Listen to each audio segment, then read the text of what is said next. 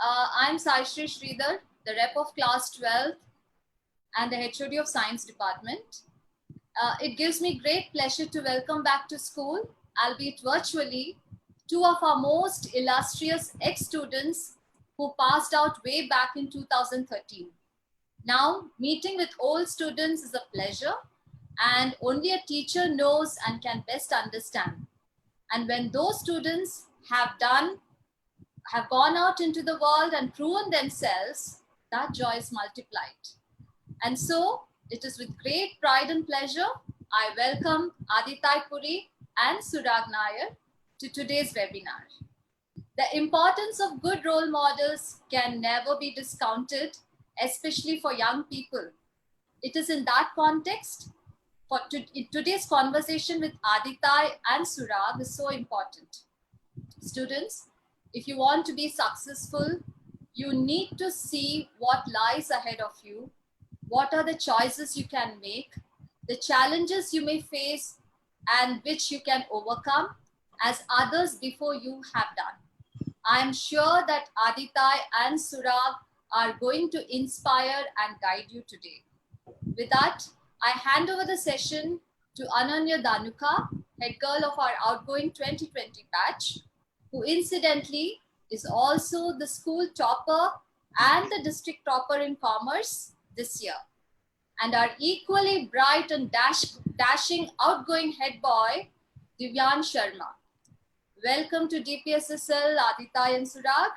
You have no idea how much we have been looking forward to this. Incidentally, viewers, I have also had the pleasure of teaching chemistry to both of them. And I mean that. Thank you and enjoy the session. Over to you, Ananya. Thank you, ma'am. Thank you. That was, for all of us present here, I think that was a gracious introduction. So I'd like to first of all say good morning, good afternoon to everyone present here, and welcome to School and Beyond, Alumni Stories, where we have conversation with our past alumni who have inspiring stories and who are excelling in their respective fields, and we try to learn as much as we can from them. As ma'am has already introduced me, my name is Ananya Dhanuka. I was the head girl for the batch of 2020. I was also a commerce student with maths, and now as I go on and start college, I plan on pursuing economics. Divyansh? Good morning, everyone. My name is Divyan Sharma, the head boy for the batch of 2020. I was a PCM student and I plan to pursue quantum technology at Aalto University in Finland. We will be your panelists for today, and without further ado, let me introduce today's guests. We have Surag Nair, currently in Stanford as a second-year PhD student studying the intersections between computer science and genetics, and an alumni of IIT Delhi. Hi. Hi. We also have with us Aditya Puri. He is a management consultant at McKinsey & Co. He did his undergraduation in economics from Hansraj College in Delhi University and his MBA from ISB Hyderabad. Hello all. Hi. Webinar. Pleasure to be here. Thank you, Aditya. The webinar will cover all three stages: their school life, college, and then their work, experience, and further education. I'll request the audience to send in whatever questions they have in the chat box, and we'll try to take it up. All right, great. So let's get started. I'm really excited about this. Let's begin with your school life.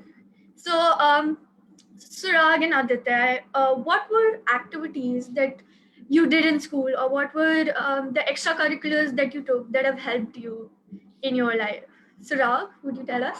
Yeah, I think my school life was quite ordinary, I would say, just come every day and sit in for the classes. But every once in a while, also, find some time with friends, chat with them, and take part in some of the extracurricular activities. So for me personally, I didn't have a lot of time outside of school hours, and so I tried to do what I could within school hours. So for example, I take part in a few, debates and tech quizzes, some of them intra-school, some of them inter-school. But yeah, to be honest, I wasn't completely, I didn't go completely out of my way to take part in a lot of extracurriculars. And beyond that, yeah, just mostly focus on my work in school, but also take breaks and hang out and chat with friends. Sure. Aditya, what about you? So I think my journey at school was probably a little different from Suraj's. I think so. A lot of my time, and this is in no way discounting the importance of academics, but a lot of my time was actually spent outside the classroom. So I was very, very passionate about debating, and that is something that I spent enormous amounts of time in at school, right? So if I remember, I think between the debating team, we used to almost pursue a couple of debates every month.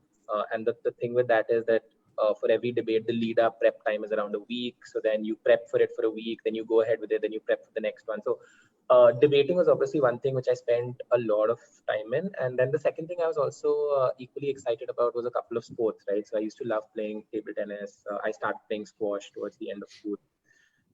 So yeah, I think academics was something which happened, but there was a lot of outside classroom activities which happened for me as well. That's great. So what are some activities you would suggest students in school right now, like students in 11th and 12th to do? What is something you wished you had done in school or conversely not done? Aditya?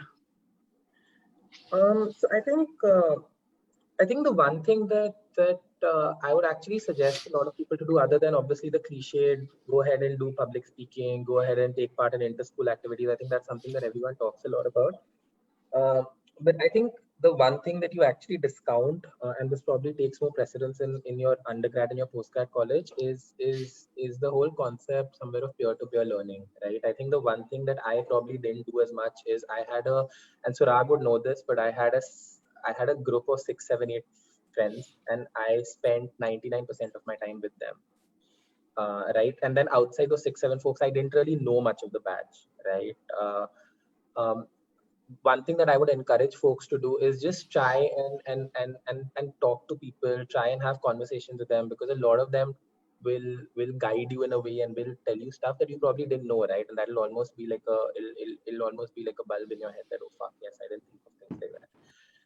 So that's probably the one thing that I would urge people to do. I think don't remain very uh, constrained in your friend circles. Don't remain very constrained in the 2 3 people you are comfortable with. Try and talk to people and try and get exposure from people and try and maximize the peer-to-peer learning. I think that's what I would say. Surag, That's do you agree to Aditya's point? Yeah, absolutely. I think I fell trapped to some of the same problems I think Arthur described, in which I also mostly confined myself to people around me in my class, within my section, the same group of 5, 6 people who were interested in about the same things as I was. And yeah, as Arthur said, it really limits the understanding you have 4 people outside of your immediate circle are doing. And just to add to that, I think today more than 7 years back when we were in school, there's just so many podcasts, there's so many talks online. Try to understand what's going on, what people are excited about in the world in general, right? And that will really help you figure out if there's something that you've completely been oblivious to, didn't know about, that actually really interests you, right? So now more than ever, you have a great chance to get exposure to things you wouldn't have gotten 10 years back, and make use of all this technology at your command. That'd be one thing. Yeah, I think a lot of us can learn from that I and think participating. Yeah. yeah. So just to make it real, right? I think in terms of an example, so for instance, today if I look back at my school life, and as much as I loved it, if you have a broader network of folks that you've interacted with at school, it's just so much easier. Because let's say in your undergrad you're looking for you're looking to connect with someone from a certain field. There will be someone from DPS Shashankar who would be in almost all fields, right? Yeah. And if you know them, if you've interacted with them, it just becomes that much easier for you to actually pick up the phone and say that, hey, listen, I know you're in this field. I want to know these XX things about this field. Can you please help me? Now that is something that I will probably not be able to do, right, as much. But yeah, it's important to have that peer-to-peer learning, both in school and in college, of course. Yeah, I totally agree. For example, even this webinar, I am an economics person, and through this webinar, I got connected with you. So now I have one person who was from school, so I'll have that comfort level to actually reaching out to you and to guide me. Sure. So I think that is why the entire idea of alumni networks is so important. right? That we can guide all these students coming after us. Yeah, Okay, and I so also just want to add that, yeah, there's also a certain power to just cold emailing people you don't know. I get a lot of emails from high schoolers, asking me, hey, I'm interested in this. What's the best way forward for me? And I think, 10 out of, 90 out of 100 times, no one will respond to you, but Yeah. occasionally someone might have the time to respond to you. And I think their insights can be super useful. So, make use of technology at your disposal, and it's great. Yeah. yeah. Right, networking. I mean, today more than ever, it's about networking with people around you.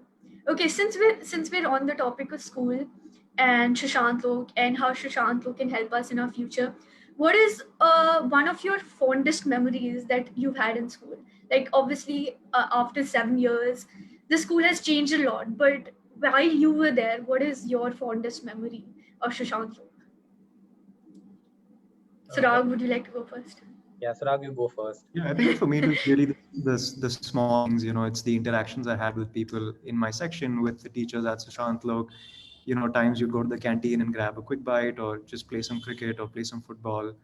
And it's really these small things that I look back and reminisce, because it's 11th and 12th. I don't want to lie. It's somewhat stressful. It's a hard time. You put in a lot of effort, put in a lot of hours, but those moments where you take breaks, where you pause and just relax or unwind a bit, those are equally important, I think, and those are the ones you remember. You won't probably remember a specific class in a specific course or in a specific subject. So yeah. Sarag, what about Aditya? What about you? Yeah, so I think there's one instance perhaps, and this happened back in class ninth, right? So it's obviously, without revealing my age, it's obviously been a while. But it somehow stuck with me. So I remember I joined DP Shashank Lok in ninth. I spent 4 years in the school, and this was probably in the first couple of months in ninth. So I just started off in the school, and I remember I was very engrossed in my books. I was very, very academically oriented, super conscious of the fact that I have to do well. And I remember, so at that time, one of my teachers was Purnima ma'am, right? I don't know if a lot of you would know her. But I remember she pulled me aside one day and she told me that, listen, it's very good that you're this conscious about your acads, but I really need you to step out of the shell. And I really need you to do stuff outside of this. And I remember she was actually the one who forced me to go for my first debate. She was the one who encouraged me actually to apply for the student council then. I wasn't doing any of this, right? I was very much in my shell. I used to go to school. I used to take my classes and I used to go home. And that's about it, right? So I think that for me was really it was a moment which changed a lot of things. And I think then my entire journey in school, as Surag would probably tell you, became a flip, right? I think Yeah. it took a lot more time outside classes than in classes doing extra currics. But yeah, I think that was probably some of the soundest and probably the most personal advice anyone has ever given. So what would you like to say? What other things that Shashank Lok gave you and provided you with that has actually shaped like this moment, this memory changed transformed the next 4 years that you spent in Shashank Lok? Yeah. What are other ways in which DPS Shashank Lok helped you to become the person that you are today, and what kind of guiding role did our school play? Look, so I think there are a couple of things, right, that I'll always be thankful to Sushant for. I think one, it's my immediate circle of friends, and I say this for two reasons, right? One is because till date, it's been 11 years, obviously, since I entered school, but that immediate circle of friends is still very much constant, right? So that's one thing. The second thing is, if you look at those immediate circle of friends, all of them have gone on to do something very meaningful in their respective fields, right? So be it in the engineering field, be it in economics, be it in business, be it in entrepreneurship, they're all doing something very meaningful. And I only have Sushant Lok to thank for that, because there's a lot that I've taken away from them, right? And they're till date, they're some of my closest friends, right? So we learn from each other on a daily basis. So I think that's one thing. I think the second thing that personally for me, Sushant Lok gave me a lot of was just the entire inter-school exposure, right?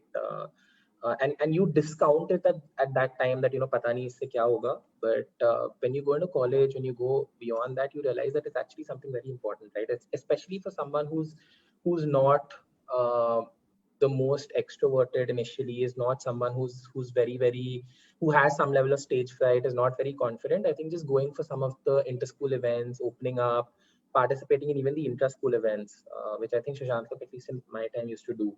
I think that really helps you a lot, right? I think those are two things that I would totally reflect on.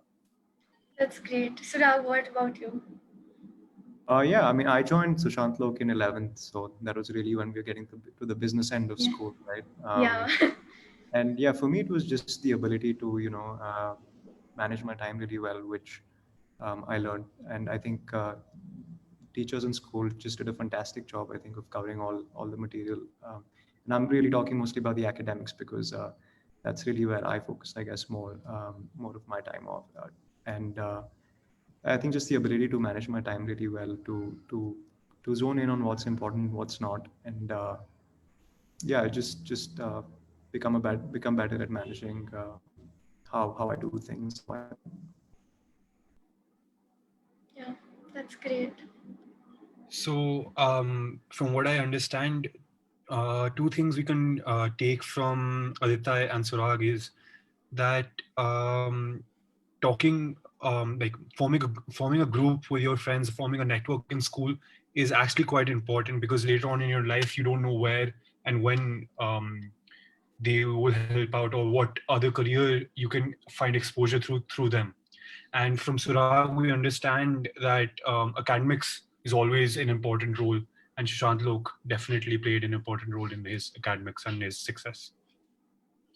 I just want to So, stress that was my case, right? So as Aditya said, ultimately you have to decide what you're interested in, what you're excited by, and then set a target for yourself. Say, what do you want to do after school, right? And then work towards it. So that was my story. I mean, that's what I really wanted to do. But Yeah.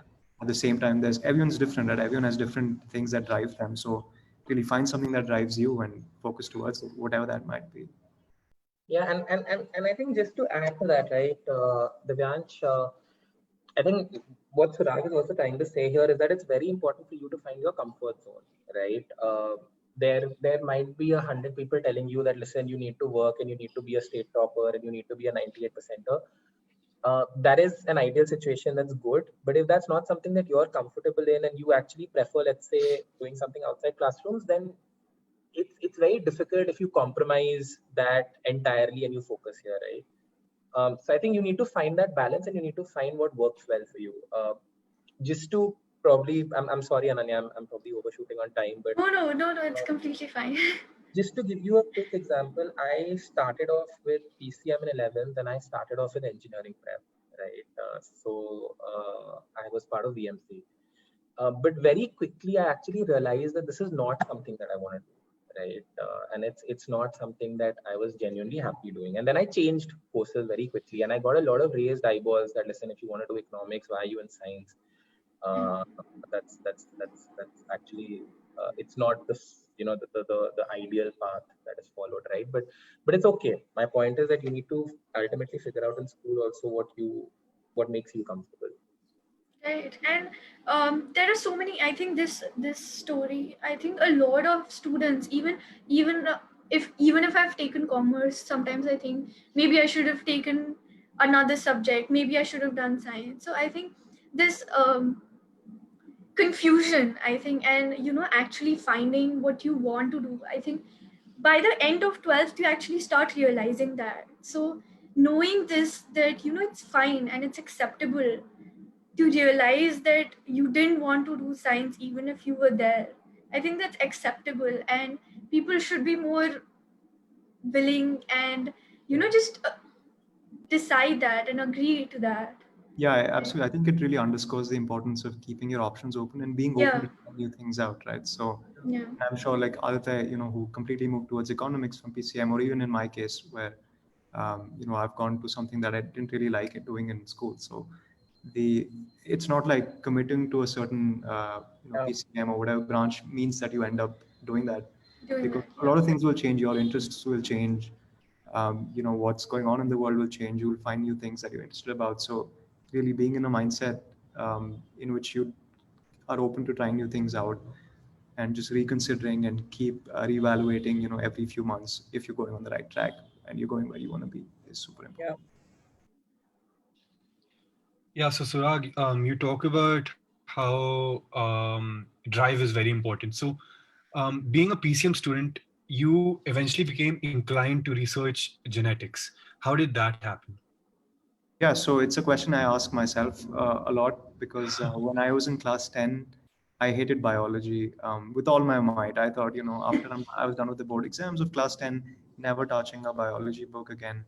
But a lot changed, I think, when I started college because there was a compulsory course we had to do in college, like an introductory biology course. But the way it was taught was very different. So I think if most people, most school kids today get super excited, say when a new Apple event comes up or when a new Microsoft event comes up, we all want to know, what's going on, what's this new feature that they have. That's because we really that's because we find it cool, right? And we think it affects us, and we can see that okay, that's an exciting thing you want to get. And so you can even teach biology in a way that kind of mimics this, in which you focus on things that are actually cool, that are possible, and might even impact our lives in the future. So something like genome editing of your baby. If you were given the chance to change the DNA of your baby such that he or she would not be susceptible to diabetes or something, wouldn't that kind of be interesting? Wouldn't that keep your attention? So that's how it was taught. It was introduced me to some the cool stuff, the cutting edge stuff that was going on. I think that's how I got interested, and it was a very slow process for me to realize that that's something I want to do.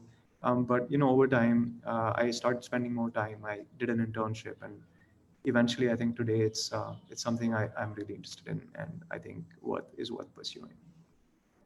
Yeah. So I think both of you have stories where what you started or intended to do in the beginning, it turned out very different from what you actually did. So Aditya, we've spoken about you being an economics student and actually doing your undergraduation from Delhi University. And I think there will be a lot of students here, like me, who are waiting for Delhi University cutoffs, and just we're in a situation where we're a bit undecided about our future right now. So we'd love to know about your experience at Delhi University, doing economics there, and how you set yourself apart in such a crowded university. Yeah, no, that's a good point. Look, so I think three, four things. I think the first thing that I'll just call out is that at least the DU aspirants give a lot of importance to the college that they get into. It's almost a unwritten and an unsaid understanding that if I'm not from a St. Stephen's, my career is doomed, right? So firstly, I think that's not true at all, right? I think three of my closest friends are from the so-called colleges of Delhi University, which you would not call tier one, but they're doing exceptionally well for themselves today, right? Exceptionally well. They're very, very happy with their careers. They've studied at great institutions post their undergrad. So super excited about what they're doing, right? So that's the first thought that I'll leave you with, that it's really not about the college or the brand that you take on your resume. At the end of the day, you have to be your own brand, right? Your college brand can only take you that far. So it's more about what you do in that college and how you spend those 3 years at Delhi University rather than the brand that you put on your resume ultimately. So that's the first thought. Uh, Coming to how you differentiate yourself and what you should do, look, so DU as an institution will offer you a lot, right? But DU is also not school, right? You don't have a professor running after you, like you have a teacher running after you that, listen, you need to do these 10 things. Yeah. And these are the 10 things on your checklist, and I want them done by tomorrow. In DU, if you don't want to attend classes, you don't attend classes. If you don't want to study, no one will tell you to study. If you're not doing apps, if you're completely wasting away those 3 years, no one is going to tell you that, right? So this is not school. The onus lies entirely on you. Um, DU has a lot to offer, but you have to be excited enough about it to extract whatever it does, right? So it's very important that you take the initiative in DU. So that's the first thought, right? DU will not tell you to take the initiative, you need to take it. The second thought that I'll leave you with on what you should do is it's just around the fact that, look, DU has a lot of uh, overachievers, if I can call it that. So there is obviously a lot of insecurity in an environment like DU, right? You will Yeah. see people around you doing everything. So there will be someone near you who will who will be a national topper in the boards. There will be someone who will be a national debater. There'll be someone who will be a national sports player, something or the other, right? So, and they'll do a whole host of things. Some of them will be excelling in acad. Some of them will be excelling in let's say on the professional front. They'll start a startup of their own.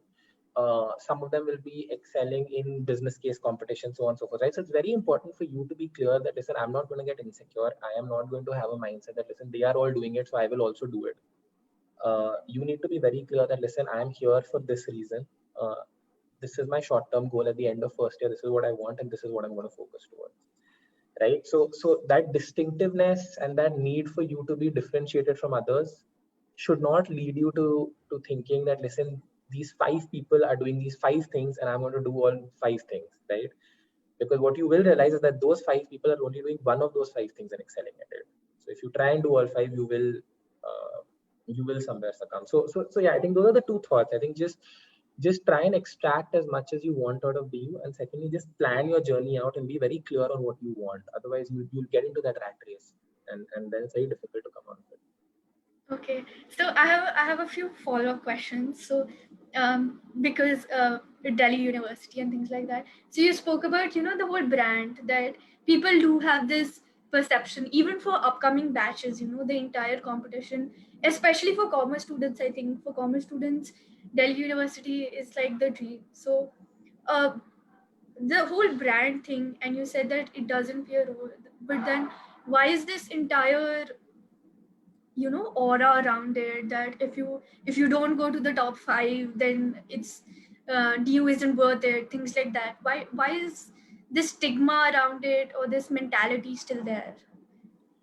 Look, so I'll be honest, right? So let's put the cards on the table.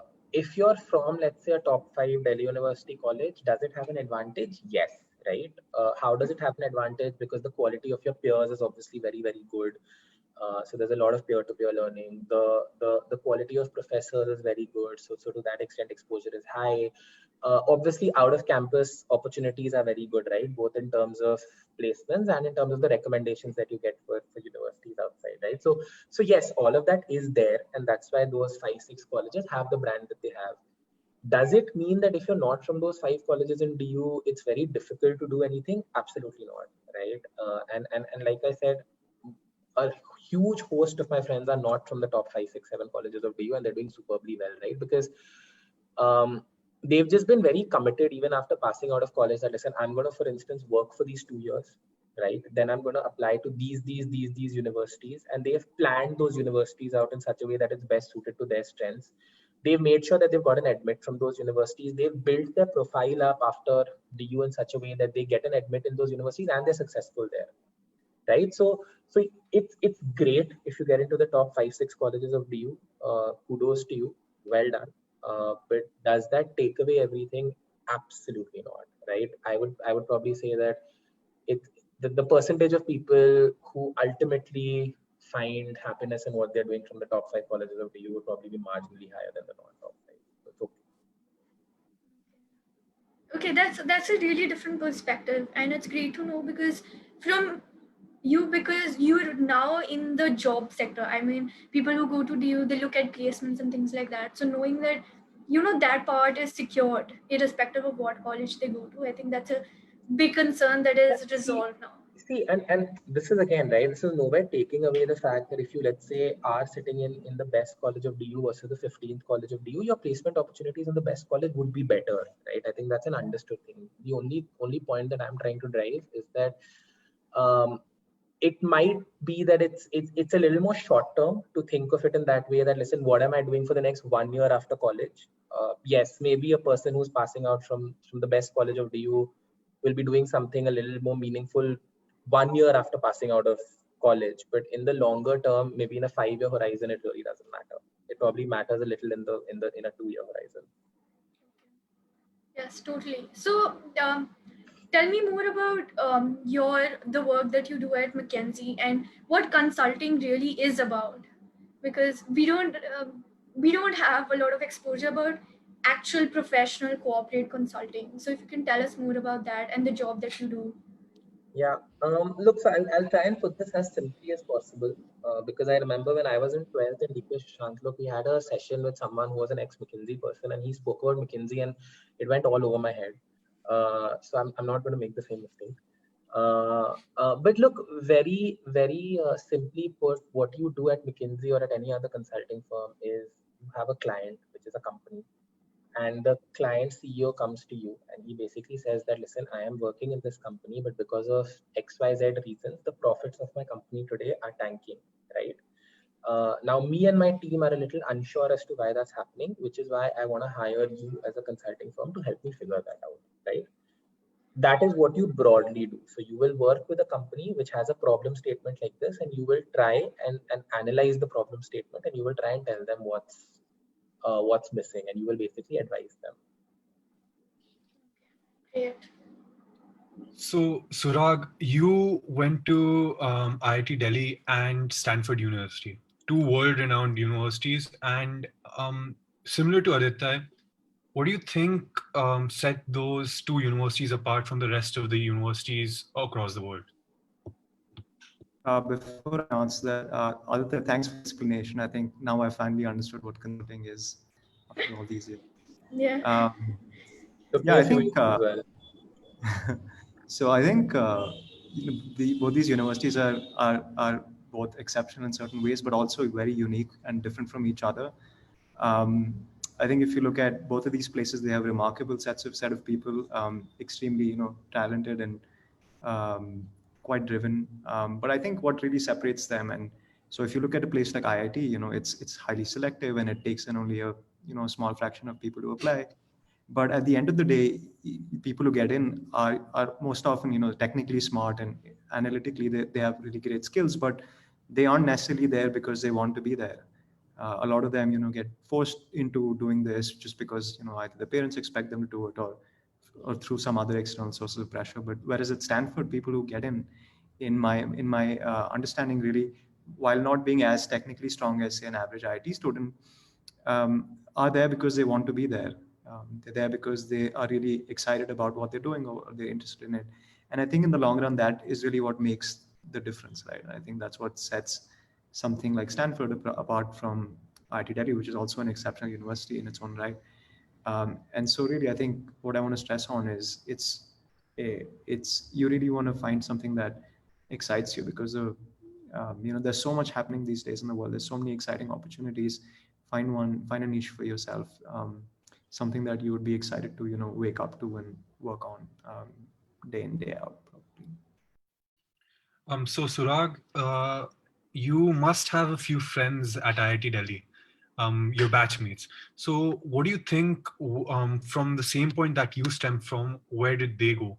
Did they follow the traditional engineering route, or are there a few other students who followed something which isn't as standard as you would believe? Yeah, I think people.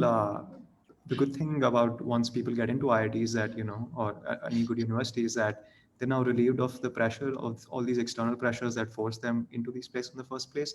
Now they start thinking on their own and figuring out what they really want to do, right? And for a lot of people, that could mean, for people that means different things, right? A lot of people end up doing something like consulting, or a lot of people pursue an MBA because that's a good next step for them. A lot of people go into, say, developmental economics or policy or public policy, do not do engineering at all, but at the same time they use some of the skills they've developed, just their analytical or the mathematical skills that they've developed from engineering. So I think people branch out, do all sorts of things, and again, as I said, ultimately they find something that really excites them, right?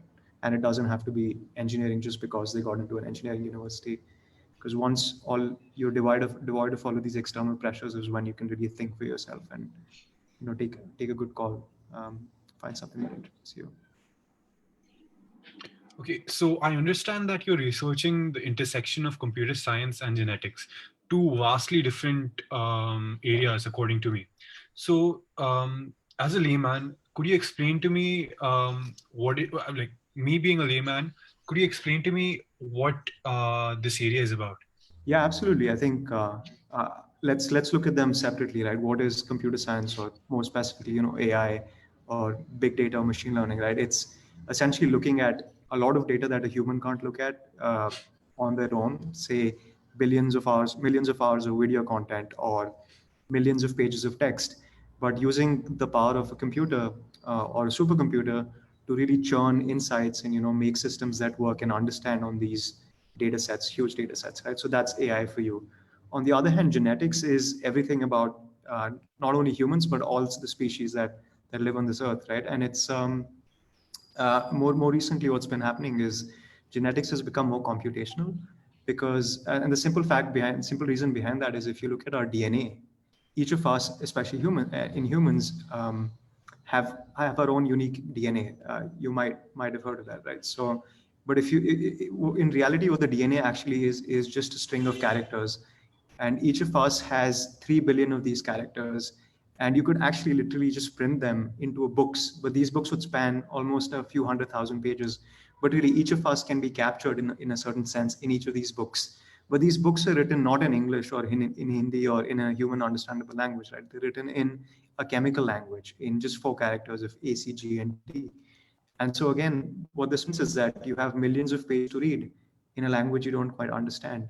But this language is really what's responsible for all of human health, human disease. It's really the source code to you, right? It is what makes you, right? So, and this is why it makes sense to combine both of these, right? You can use these AI technologies that can leverage and can make good use of big data, and use them instead of using them for natural language or like vision or self-driving. Use them in the case of biology to understand our DNA. That's a high level picture. Yeah. That is really interesting, and I certainly feel that it would take up later on. So, is there any advice you'd like to give to science students who are looking to go to a high-profile university like IIT Delhi and Stanford? Because I know quite a few students who are looking at Stanford as for their undergrad, and of course, a lot of students have been preparing for JEE. I myself was a JEE aspirant until a few months ago. So, what is a bit of advice you'd like to give to students? Yeah. So most Indian universities, unfortunately, have a very straightforward and very um, a narrow process and through which they take students, which are these competitive exams, right? And they obviously don't consider the whole, just they don't really look at the entire package, right? They don't look at who you are, what drives you, what your interests are, but only how well you can perform on these exams. And that's really the unfortunate reality of these exams today. If you look at a place like an American university, one of like Stanford University or other universities, they of course care about the bigger picture. Not only about how well you do in your academics, but also, are you a responsible citizen? Are you well-rounded? Are you a good communicator? And so where you want to get into for undergrad then depends on which university you're applying to, and then you have to tailor your strategy for the specific universities you want to get into. So if you want to get into an IIT, you really want to focus on your entrance exams, just go through the grind, which is the JEE preparation, but which can be quite stressful. But at the same time, you want to realize that you want to look at the big picture, which is that 10 years down the line, what you do in, say, if you learn conic sections really well, or if you remember your gas laws well, or if you do well in rotational dynamics or something, that's probably not something you want to carry away with you 10 years later, but rather the whole process of looking at a new problem, analyzing it, linking it to something and then solving it. That's a useful skill to build. So I think you really want to focus on the big picture here and not get bogged down by the tiny intricacies. As far as looking at if you want to go to a university like Stanford, I think I can't speak as to how one can do it for undergrad, but definitely for grad school, if that's something you want to do you want to really, again, find something that interests you, explore that field, find someone to advise you, and perhaps either do academic research or delve deeper into some coursework. And really, you want to convince a person who's reading your application at one of these universities that you're really interested in this field, that you've worked a lot on it. You've tried to find people who can guide you and just show that you're truly inspired and excited by it and you've done something. So, yeah, different strategies, but figure out what you want and then just tailor your strategy towards it. So I Right. completely understand the point about how IIT preparation is affecting your personality, because I myself prepared for JEE for the past 2 years, and if not the syllabus I covered, I still realized that I gained some sort of work ethic and some sort of stress management from that 2 years preparation. So that is a very important point. Yeah. Yeah, absolutely. I think that's one of the things I've learned from my JEE preparation, which is this building this temperament to really put in the hours, which is not necessarily a healthy thing to do. I mean, it does not necessarily have to work for everyone, and if it doesn't work for you, that's okay. But at the same time, if you think it's something worth spending time on, uh, it does reap rewards. Is my opinion. But again, at the same time, there's no one size fits all, and you really want to figure out what works for you. Okay, at this point, I also want to remind our audience that you can send in whatever questions you want in the chat boxes, and we can in the chat box, and we'll take it up with Aditya and Sarab. Any questions related to commerce, economics, or applying to really great universities in India and abroad. So please go ahead and do that. And also, okay, so I understand that it's a lot of the path that you decide to take to actually follow it keeps on changing and things like that. So but another thing that you spoke about is pressure, right? Pressure that we have from our external surroundings, even if our parents are not that source of pressure. For example, like we spoke about the whole DU brand, or the even the IIT, the whole IIT thing. So um what are things that students at this point of time can actually do to deal with that in a more positive way?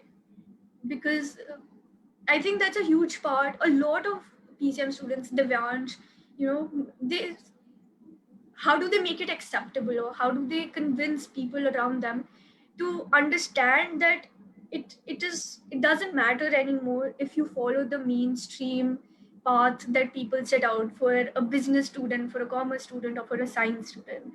What can students do? Aditya, would you like to? Yeah. Look, I think there are a couple of things, right? I think one, it's super important for you to understand, and I think we both touched upon this, but it's very important to understand that your undergrad college is really not the end of the road, right? In a professional career which spans 40 years, 3/4 years is just, I mean, it's barely anything, right? It might be a good platform, but it's really not something which will define you. And there are multiple examples of this, right? I don't think it's one odd example, but there are so many examples of let's say CXOs or CEOs in this country of some of the biggest firms. And if you actually open their LinkedIn, and you should do that, by the way, right? I would urge everyone to do that. You should open their LinkedIn, and you should see that a lot of them might be from the best institutes, but a lot of them are from institutes whose names you would have never heard in your life, right? So I think it just drills down to the fact that you need to stop the whole perception that a lot of your peers and maybe to some extent your family creates, that listen, if you're not from these colleges, then it's going to be difficult. It's probably just going to need a little more planning. If you're from a good college, I think the college does it a little more automatically for you, but it in no way leaves you at a disadvantage that you can't make things work, right? I think it'll probably, so just to give you an example, right? So maybe someone who's from a institution X, which is a top rated institution, and someone is in an institution Y, which is not one of the better institutions. The person who's in the institution X, his curriculum, his faculty, his placement cells, all of them will come and tell him that, listen, these are the 10 things you need to do, these are the 5 case competitions, these are the 5 business events, these are 5 leadership talks, and you need to attend them. So that's good exposure for you. Maybe in the college Y, you won't have anyone telling you that, right? But if I have the onus on me, and if I have the initiative in me, I will still do a lot of those things, right? Mm. To get ahead of the curve. So, yeah. Sarah, what do you think about this? Yeah, How do we? Yeah. Yeah. Mhm. Yeah, I completely agree with what Aditya said. That, if you just go to any CXO's website, not just in commerce or not just in consulting, but even in science, tech, if you look at some of the top professors, they didn't necessarily start out from the best universities, and I think that just shows you how in the long run, as Aditya said, these things aren't as important as they might seem right now. And at the same time, this pressure that you're talking about is extremely real. It's something Yeah. all of us go through, right? Especially in these 1 or 2 years. And I think I just want to stress that it's super important to find a support system, to find someone you can talk to. That could be your parents, it could be your siblings, could be friends, someone you can trust, someone you can share your experiences with. And you just want to make sure that you're checking in with someone, making sure you're doing all right, because at the end of the day, your mental health is above all of these things. It's more important than just getting into the right college or getting into the right place. And I think at no point should you not prioritize your mental health, right? And unfortunately, in India, it's taboo to say talk to a therapist, or Yeah. just seek help, or say, or even mention that you want help. And I think that's something that needs to change. And if one of you or any of you thinks that you could use talk to someone, I think it's perfectly normal, acceptable, and it's becoming more acceptable in India. I think it's definitely a lot more pervasive in the West, and I think that's something we should all think about, because it's hard being in 11th and 12th to just look at the whole thing, take a step back and look at the whole big picture, and you can get sucked into just the immediate deliverables of what you have. But I think it's important to realize that your mental health is more important than anything else. And just to add to that, right? I mean, um, it might sound a little unbelievable at this point, but I genuinely feel that everyone figures it out, right? If me and Surag look at the 2013 batch of DPS Shashank, I don't think there is anyone in that batch now, 7 years from now, who's not happy with where they are, right? Or who's at least not doing what they set out to do, right?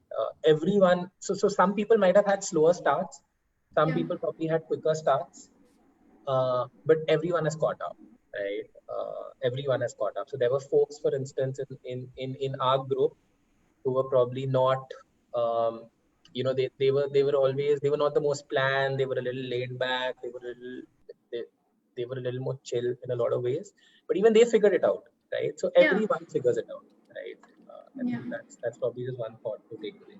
There's literally no one in our batch of 2013 who's probably not figured it out 7 years from school. So we'll move on to audience questions. And since you just spoke about how everyone figures it out, we actually had a question which said that, what if I still don't know what I want to do in the future? What if things don't pan out for me the way I wanted them to go? So if a person is scared of failure, and students who are currently in school or just passed out, maybe, mental health, and what other advice would you say to a person who says they're scared of things not turning out the way that I planned them to be? Yeah, so I'll probably I'll probably share my own example, and Surag, you can add in there. So I think I've been the example of someone who's never known what I wanted to do, and I have changed my goals every year almost, right? And let me explain how. So I took science in 11th. I prepped for engineering. I dropped that. I moved towards economics. I took economics. In my first year of economics, I was like, wow, I'm in love with this subject. I want to pursue an MA in economics, and then I want to do a PhD in economics. In my second year, I dropped that. I was like, no, this is also not working out because I don't like it. Then in my second year, I decided that, okay, something which probably feels exciting at this point of time is an MBA, right? So now we'll do an MBA. In my third year, I dropped that plan as well. And I was like, I don't want to do an MBA, because if I go to an MBA without knowing what I really want to do, then that's going to again be a spiral. So I'm not going to do that again. Then I decided to go into consulting. And the reason I went into consulting is because I didn't know what I want to do. I didn't know what else I want to do. And consulting allows you to basically explore different sectors and functions, right? So my reason for going into consulting was because I didn't know what I wanted to do. So my point is that through, I think, the 7 years post school, maybe letting aside the last couple of years, I've very rarely known what I want to do. My plans have changed on a yearly basis. And I've never set out with an agenda that, listen, 5 years from now, this is where I see myself, and that's actually worked out, right? So my point is, that's fine. Your plans will change. You will grow as a person. You will learn more, right? So today you might feel that, listen, I want to be in a consumer goods company, suppose, right? Because I think that's relatable. Tomorrow you will realize 10 more things about the consumer good company the way they function, and 10 more things about your own strengths, and you'll be like, no, I don't want to do this in my life. Right. So I think that's part of the process of just growing up and getting that extra exposure. It's perfectly fine. It's perfectly fine. So, sorry, Sarah, continue. Let's do another question, no worries. No, please continue. No, I was just saying that it's perfectly okay to be scared of failure. I think all of us go through that at one point or another. And just like Aditya said, even for me, when I started in undergrad, I had no idea what I'd end up doing. I thought even I'll end up going into consulting, but that didn't pan out, right? So it's all about like constantly reevaluating, figuring out, also spending time listening, talking to others, finding out what really makes you kick. And it's okay, this process can take time. It can take, I know people like my own advisor, my professor I work with in during my PhD, he switched tracks in his late 20s. Even like he moved and did genomics and biology after being like an electrical engineer for about and only switched in his 30s, right? So it's super normal, but it's important to constantly evaluate, understand, talk, and just figure it out. It's a slow process, but it'll work out. As Arthur said, eventually it'll work out. There's just so much time ahead. So just so long as you don't shut yourself off to what's going on around you, the opportunities that are coming around, you'll be fine. Okay, so a question a lot of students will have and do have is, what kind of timetable should we approach for success? Is there a certain method you used in school or in college? And further on, do you think it's important to have to go for internships in college? So that is what I believe is the general consensus amongst the chat box. Chirag, you want to take that first? Yeah, so internships in particular? Internships and timetable. How to divide your time amongst other extracurriculars and co-curriculars. Yeah. Sorry, Yeah, curriculars. again, I mean, there's no one size fits all, and clearly, if you just look at Aditya and me, just the two people in this chat, we've had different timetables, and I would say they work for us, right? So individually, and I think again, it's a very, there's no one size fits all. I'm not going to tell you hit the books 10 hours a day and don't do anything, because that might be the worst strategy for you, right? So again, it's a process of figuring out what works for you, what makes you kick, what reduces the pressure, what makes you fairly do well, and also like prioritizes your mental health, right? So it's really a process, and figure out what works for you. Look at what other people have done, ask people, ask seniors, ask people who've been successful in your field, have done exactly the things you want to do, and then see what works best for you. Of course, I don't think you can get by without putting in the hours, right? So whatever it is you end up doing, you definitely have to put in time into it, right? So there's obviously no denying that. As far as internships are concerned, I think it's once you do get into college, it's quite a natural process. I think most students do apply for internships. It's not that only a handful of people end up doing internships. So it's quite a natural, it's a process, it's a part of the process as you go through an undergrad. And I think most people do end up doing internships, and it's definitely a good way to explore. Let's say if you in say you do engineering, you could do an internship in a company, and an engineering company, and see whether that kind of work suits you.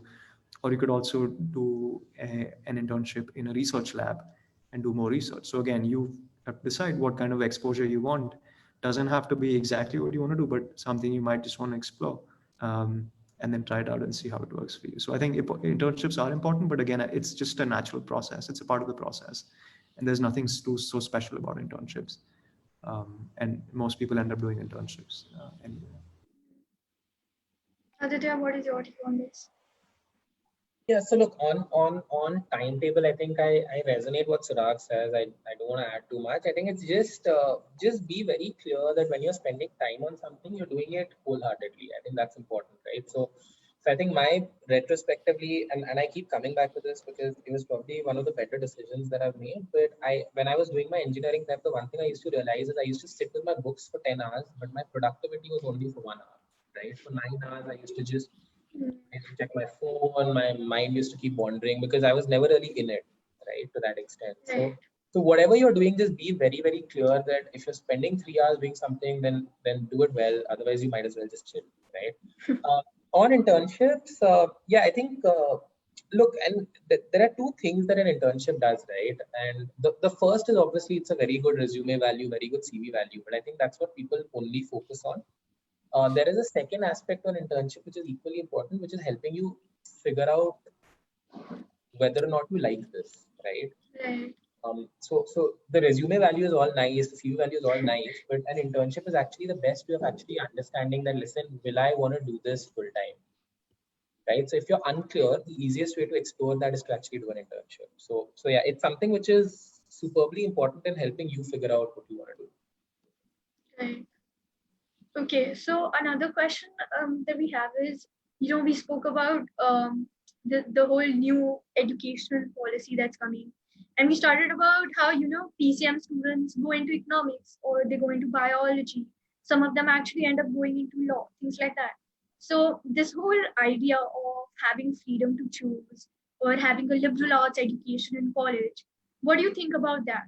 And how would it help our growth as students? We won't focus on how the school or the other administration deals with it, but how we as students or we as people who will eventually work, how would this liberal education help us there? What do you think? Yeah, look, so I think there are two parts to it. I think one part I will not stress on too much because it's my personal view and it's probably a little it's probably not the right platform to debate that. But my personal sense is that a lot of what students do should be also what they enjoy doing, right? So I think forcing them to take certain subjects probably doesn't always work in the best way. But having said that, I think on the liberal arts conversation, and Suraj would also be able to verify this, right? But I think every course does have some liberal arts subjects, right? So for instance, if you're doing in economics, it's not like you will do 12 papers in a year which are only on macro, micro, stats, right? It's not just core economics. Probably 8 subjects will be core economics and 4 would be non-economics, of which 2 would probably be liberal arts, right? So I think every curriculum does anyway have some aspects of liberal arts, right? I'm sure Surag in his 4 years at IIT also has not only studied the engineering courses, right? There would have been a Yeah. couple of courses here and there which are more business related or eco related. So yeah, I think that anyway happens as a natural part of the college curriculum. Okay. Yeah, I mean, if you're talking specifically about school, like 11th, 12th, is that also part of your question? Yeah, in general, Yeah. because the new education policy will actually impact the subjects that we take in school also. Yeah, I think that's phenomenal, right? Because again, Yeah. it's important to understand that the world does not work in these defined streams, right? It's not that a person who goes into PCM only does PCM. There are some Right. amazing people who work at the intersections of science as well as law, right? You can be Yeah. an environmental lawyer in which you have a good scientific understanding of, say, climate change, but you're also a lawyer, right, who can actually advocate for the causes you believe in. So it's like the world is really not narrowed down into these streams, and people are doing all sorts of amazing things, right? You can be a great communicator or a great writer and build on your, technical or communication skills, and you can also be a great economist, and then use these to help, educate people or communicate with people. And I think uh, I'm excited to see what happens out of this. Again, it's not something that reduces choices; it's only increasing choices. And I think, hopefully, if implemented in the right ways, it seems quite promising.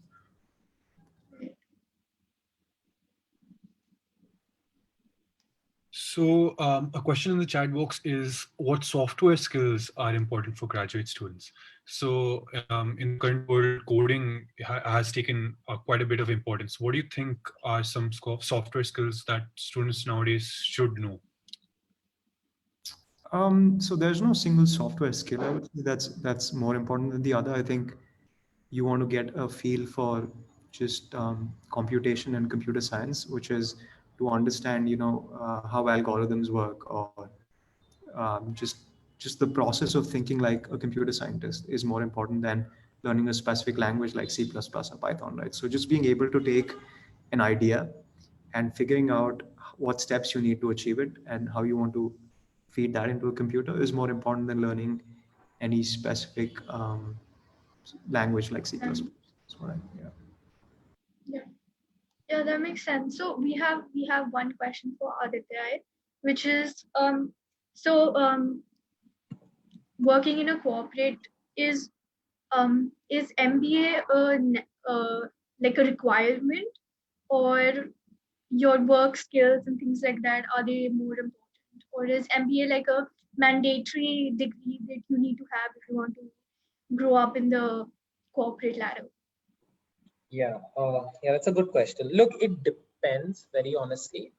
So at least in consulting, not so much. So to be very honest, I worked with McKinsey for 3 years after my undergrad, and when I decided to take a year-long sabbatical to do my MBA, a lot of the folks at McKinsey actually told me not to do it, right? Because they were like, "It's fine. You can continue here. You can grow here, and that's okay." So is MBA a must? I don't think so. Not in all fields, but then yes, there are certain sectors, for instance, where it's probably better for you to have an MBA because your growth somewhere does depend on an MBA, right? But then again, I feel it's a call which you need to take on a very case-to-case basis, right?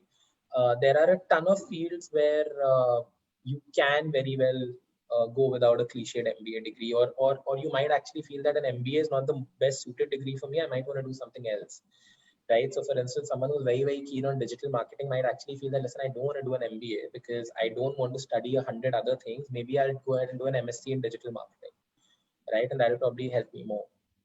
So short answer is it's not necessary. I think people are rewarding skills slash talent slash ability to problem solve a lot more nowadays than rewarding an MBA degree. But then again, it's very sector to sector and case to case basis. Right, yeah, makes sense.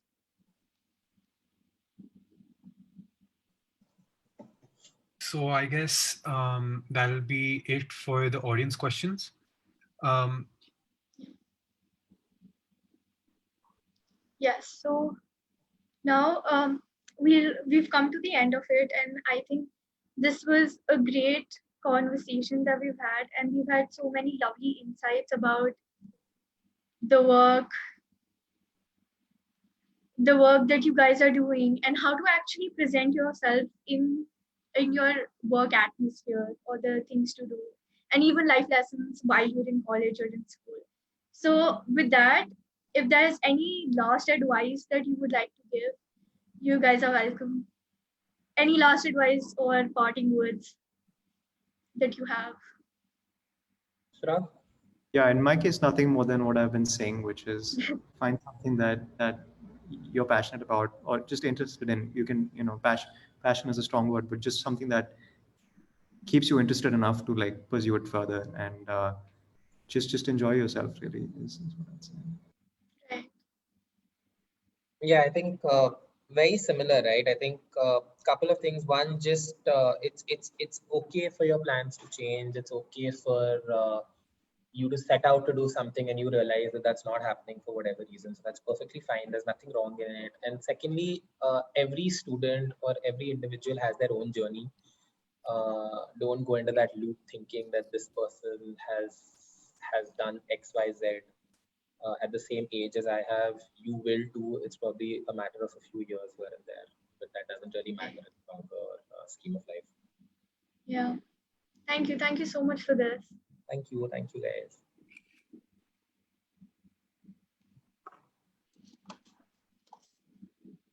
Now I would like to call upon our senior headmistress, ma'am, Miss Lakshmi Pramanik, ma'am, to say a few words. Thank you, Divyansh. A warm and graceful afternoon to all. An ignited mind is the most powerful weapon on the earth, and this is got through education. All students need to experience the world of work long before they leave school.